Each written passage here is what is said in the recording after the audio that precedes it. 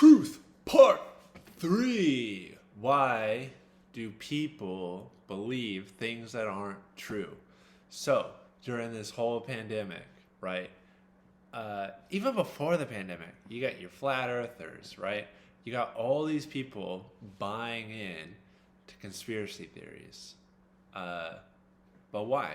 Why do people believe things that aren't true? Well, we're going to start with the Bible passage and then we'll get into it a little more. But today's passage comes from the book of Proverbs. I'm going to read it to you. It might be a little confusing at first because you're like, how does this have anything to do with truth? But I'll explain it right after I'm done reading it. It is from Proverbs chapter 5. And it says this, starting in verse 3. For the lips of the adulterous woman drip honey, and her speech is smoother than oil. But in the end, she is bitter, sharp as a double-edged sword. Her feet go down to death. Her steps lead straight to the grave. So why is it talking about an adulterous woman? Well, in the book of Proverbs, right, the author personifies wisdom as a woman, and it talks about you need to pursue wisdom, and here are the qualities of wisdom, right? And it's like a woman. So an adulterous woman would be someone that is leading you away from wisdom and truth, right? And how does it describe this lie that's leading you away from truth? Well, her voice drips like honey, right? So it's sweet. It's sweet to the ears. It's telling you something that you want to hear. It's telling you something that you want to hear.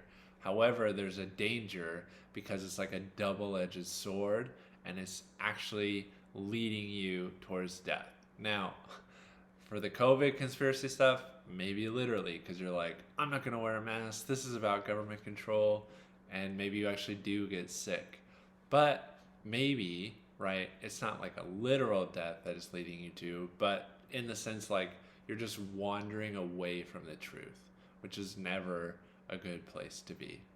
So when it's saying that its voice is sweet like honey, right? And it's like something that your ears are desperate to hear.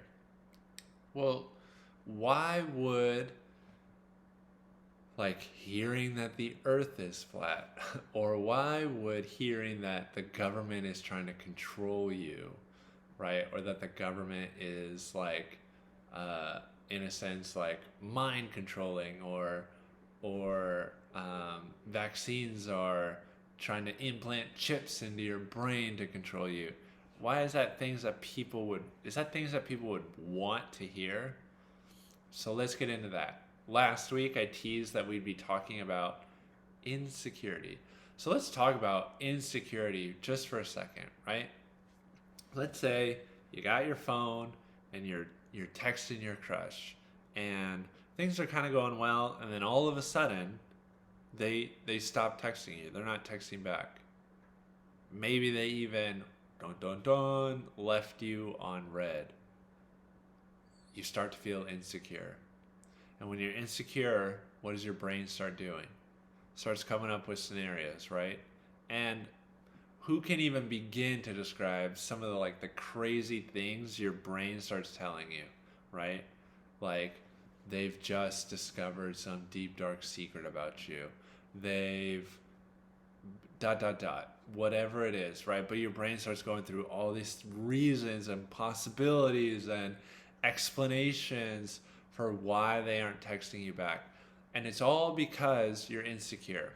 If you weren't insecure, you probably wouldn't even consider. You'd just be like, they got busy, they're in the middle of something, I'm sure they'll get back to me soon. That's the reasonable, logical explanation. But your insecurity is coming up with all these crazy stories. And why is it doing that? Because the truth of the insecurity that we're scared to face is that they don't like you the same way you like them.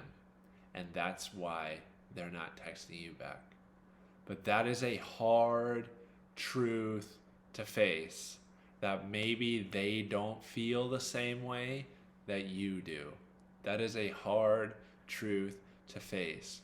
So instead, what feels sweeter to the ears is all these crazy scenarios that our brain can come up with. Those feel sweeter to our ears than the hard truth. So let's talk about coronavirus, right? We have done a whole series about control, and ultimately we kind of discovered we are out of control in this world. And things like a pandemic are the hard truth that we are out of control, that we actually cannot control every part of our lives, that we cannot control this world. And that is a hard truth. So what feels safer? Well, our brain starts to kick into overdrive, and we start to look for patterns and for reasons and this and that, and we come up with the whole conspiracy board, and we settle on the fact that the government is trying to control us. Now, is that like a good thing? No. But there's an element of control, though, because if the government is trying to control us, we can say, no, I am not going to be controlled by the government. I'm in control of my own life. I have my own freedom. I have my own control. So I'm not going to believe anything that's being told to me, right? And suddenly, instead of facing the hard truth that we live in a world that is bigger than us and that we are out of control, we instead believe this other truth, and we can feel like, no, I do have control, and I'm not going to try to let the government control me, right? That's a sweeter thing to hear than the truth that we are out of control and we're just doing the best we can. That's hard and that's scary, so we'd rather hear something sweeter. So why do people believe things that aren't true? Because they're insecure and because it is hard to face hard truths. It is hard to face hard truths. Now, a whole caveat to this other thing. Does that mean that everything that is on the news is always 100% true and that you should never be a skeptic and question things? No, that's not what that means. But it does mean we need to wonder, are we just avoiding hard truths right now, right? And there's always an element, right? Like when I go on YouTube now and you see that whole bar that's all the COVID news, right? There'll be like headlines like highest single day numbers ever. But then I go and look and it's like, no, actually yesterday was like a fairly good numbers day. So what are they saying? And then I watch the video and they're like, highest single day numbers for August. And it's like August 3rd, right? And so there's still an element of like these news companies are trying to get clicks, to get ads, to get more money. So is what they're saying in the headline true? Like technically, right? So that is like, okay, like being a skeptic, but that's like the end of the line, right? It's like, okay, they didn't misreport the numbers. They didn't say things that are completely untrue. They just sort of went to try to get a little bit more money. And is that a good thing? No. But is that probably the extent of the conspiracy? Yes. The conspiracy is that news companies want to make money, right? News companies want money so they get the clicks, but then when you actually watch the whole video, you're like, oh, highest day in August, and it's August 3rd, and I went and looked at the actual numbers, and the numbers weren't actually that high. Boom. End of the conspiracy, right? So be a skeptic, but be a skeptic even about the conspiracy theories, right?